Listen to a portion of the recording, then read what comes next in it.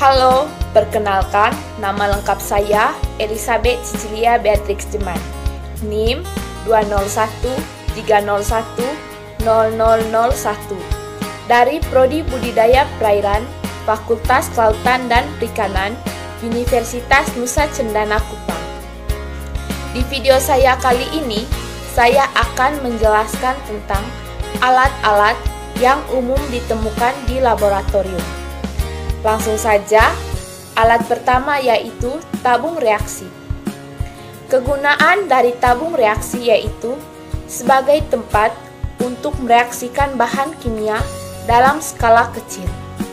Cara penggunaannya, dipanaskan terlebih dahulu tabung reaksi tersebut ke dalam gelas kimia yang sudah diisi air dan kemudian menggunakan kompor atau heater pembakar spiritus untuk proses pemanasan. Alat yang kedua yaitu tabung Erlenmeyer. Kegunaannya yang pertama, digunakan dalam proses titrasi untuk menampung larutan yang akan dititrasi. Yang kedua, menampung filtrat hasil penyaringan. Cara penggunaannya, siapkan tabung Erlenmeyer yang sudah dibersihkan. Kemudian, isi dengan larutan yang akan diuji. Alat yang ketiga yaitu gelas beker. Kegunaan dari gelas beker yaitu yang pertama, sebagai tempat untuk melarutkan zat yang tidak memerlukan ketelitian yang tinggi. Yang kedua, sebagai wadah untuk menampung dan menyimpan larutan sekaligus untuk memanaskannya. Cara penggunaannya yaitu bersihkan gelas dengan Aquades sebanyak 3 kali. Kemudian masukkan larutan percobaan dan simpan gelas di atas kasa asbes di atas kaki 3 untuk melakukan pembakaran. Alat yang keempat yaitu pipet tetes. Kegunaannya untuk membantu memindahkan larutan kimia dari wadah yang satu ke wadah yang lainnya dan dalam skala yang kecil. Cara penggunaannya, tekan karet pada pipet tetes, lalu masukkan ujung pipet ke dalam larutan yang akan diambil sampelnya. Lepas ujung pipet dan cairan akan masuk ke dalam pipet. Alat yang kelima yaitu kaca arloji. Kegunaannya untuk menyimpan bahan yang akan ditimbang, terutama untuk bahan padat. Kaca arloji dapat pula digunakan sebagai penutup wadah pada saat penguapan.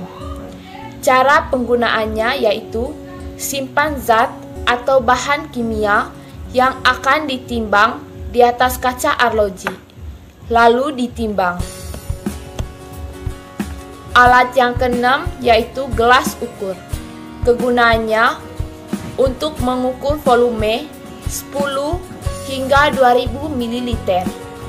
Dapat pula digunakan untuk mengukur volume segala benda, baik padat maupun cair.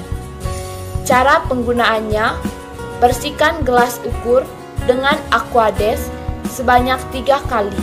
Lalu, masukkan larutan kimia ke dalamnya dengan pipet sebanyak 10 ml. Alat yang ketujuh yaitu labu ukur.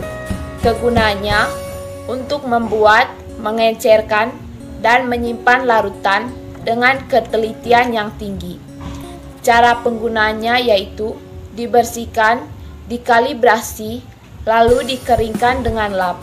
Kemudian dimasukkan larutan yang akan diencerkan atau masukkan zat dengan bantuan kertas isap agar zat tidak menempel pada dinding di atas batas atas.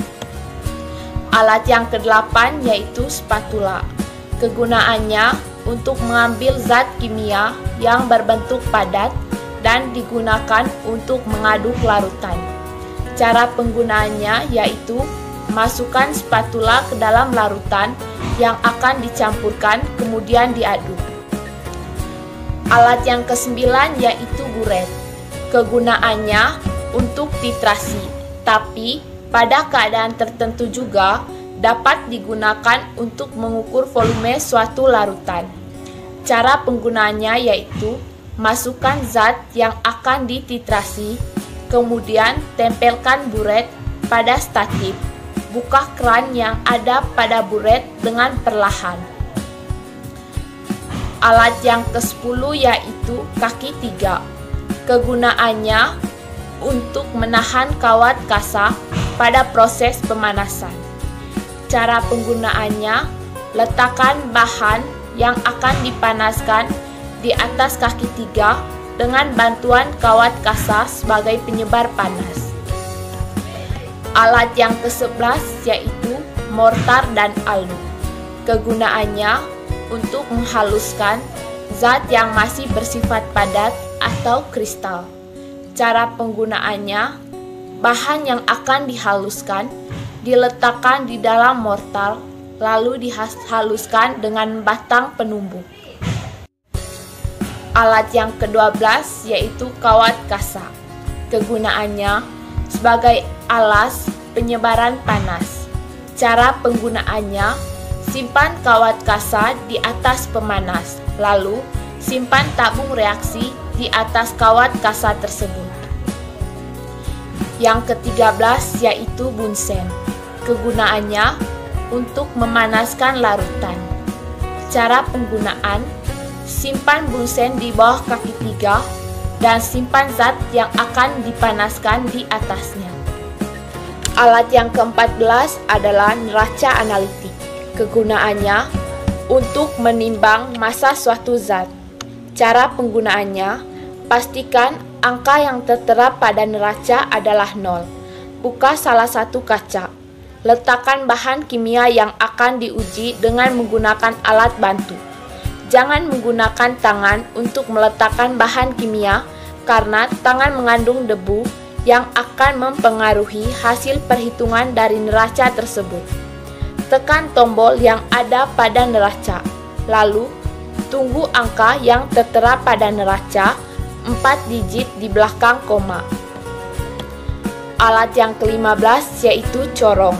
Kegunaannya untuk memasukkan atau memindahkan larutan dari satu tempat ke tempat lain, terutama yang bermulut kecil.